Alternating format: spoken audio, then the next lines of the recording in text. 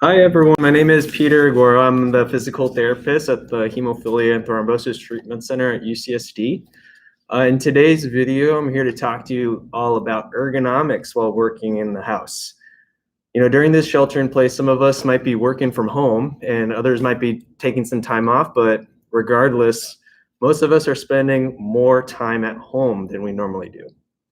As a result, we're probably sitting for longer than we normally do, myself included. I know I find myself sitting on the kitchen table or on the couch for a really long time, and then I get up and my back's a little achy.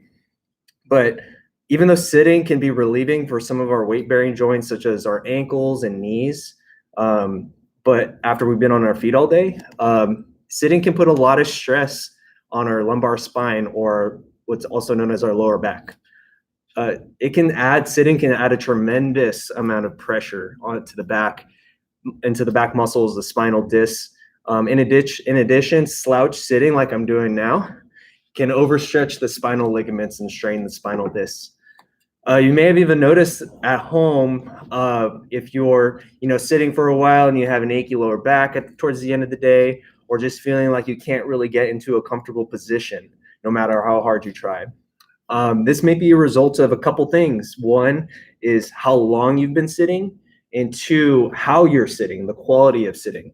So on that note, what I want to go over with you is six ways that you can sit in a better position while working from home. So what we'll do, I have my assistant here, Eric, who's going to show us. He's going to be sitting down, and I'm going to be pointing out a couple things as he's sitting that we can all look at.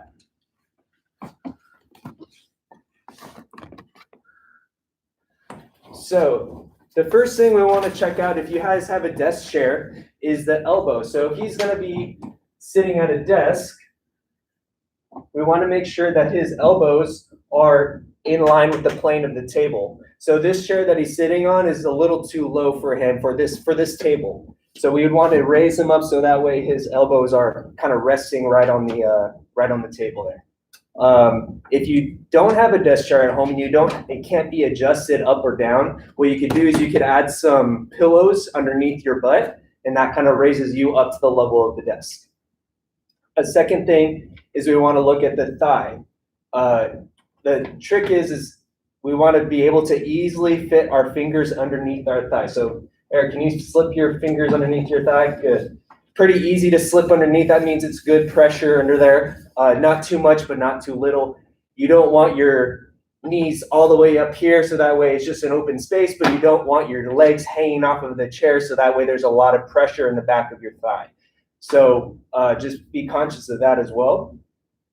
Another thing you do is, the third thing is the depth of the chair, or how deep the chair is right here. So as long as you can fit a full fist between the back of your calf and the front of the chair, that's a good chair. We don't want one that's too deep, because that way if you have kind of shorter thighs here, that end of the chair can kind of dig into the back of the knee, which is not good. The fourth thing is, well, probably the most important, is the lumbar support. You always hear about chairs with lumbar support.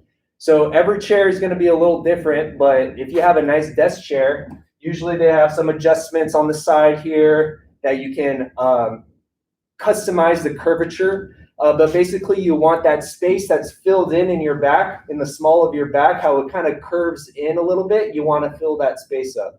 So a lot of desk chairs do that. You can see in this chair how it kind of curves like that. That kind of fills in that space. If you don't have a desk chair and you have just kind of a flat back, you can roll up some towels and put them in the back there, and that way that kind of fills up that lumbar space and gives you some lumbar support. If you're working at a computer, you want to make sure that the top of the computer is at your eye level. So if you're sitting up nice and tall and your head and you're looking forward and you see the computer, the top of the computer, that's about where you should have it. You shouldn't have the top of the laptop or monitor below eye level. So right here would be too low. If he's working on the laptop right here and he's looking down right here, the laptop may only come up to here. You want it higher. You want it eye level. Okay. And the last thing is, if your chair has armrests, you want your armrests to be relaxed below you. So for him, he wants to be able to rest his arm and give his shoulder a little bit of support, so it kind of comes up just a little bit, but not too much. So right here, that's a good position for Eric. And those are the 6 things that we want to go over with you with the desk chair.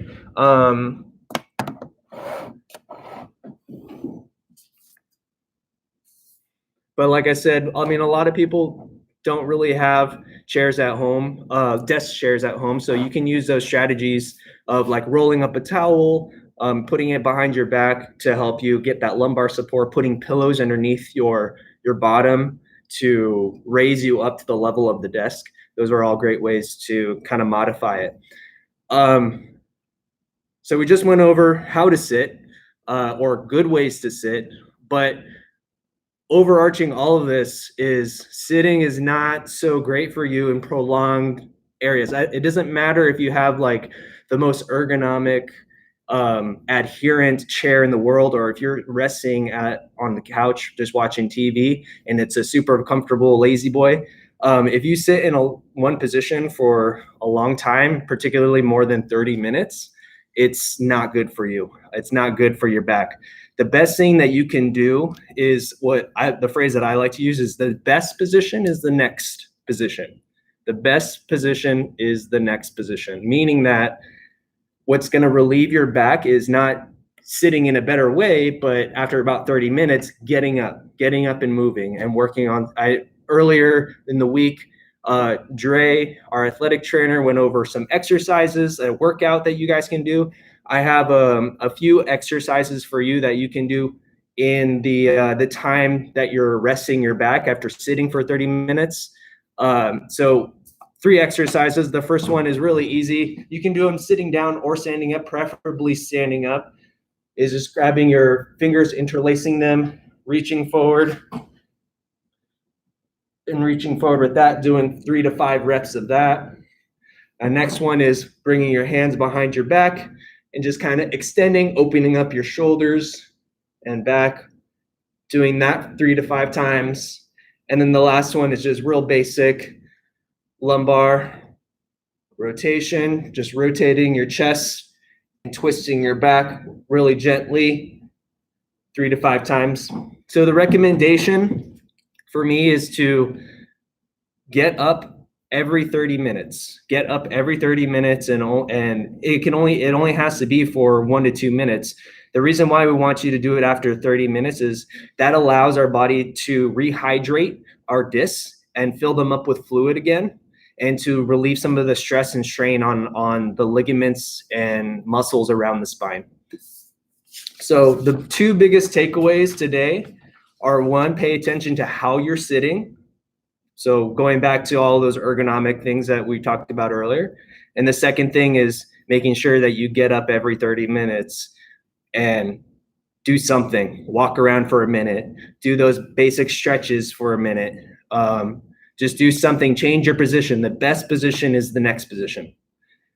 So on that note, that concludes our ergonomic video. There's one shout out that I want to give. I put the links at the bottom of all the stuff that we went over today, including a video of the exercises, all the ergonomic things that we went over today. Those are all linked down below. And I also want to give a shout out to the National Hemophilia Federation. They have a town hall webinar tomorrow that you need to register for if you're interested. It's called Staying Active, Coping with COVID-19. It's put on by a couple of physical therapists, really, really great physical therapists. One out of Minnesota, her name's Kim Bauman, and Laura Joyner out of East Carolina. So check it out.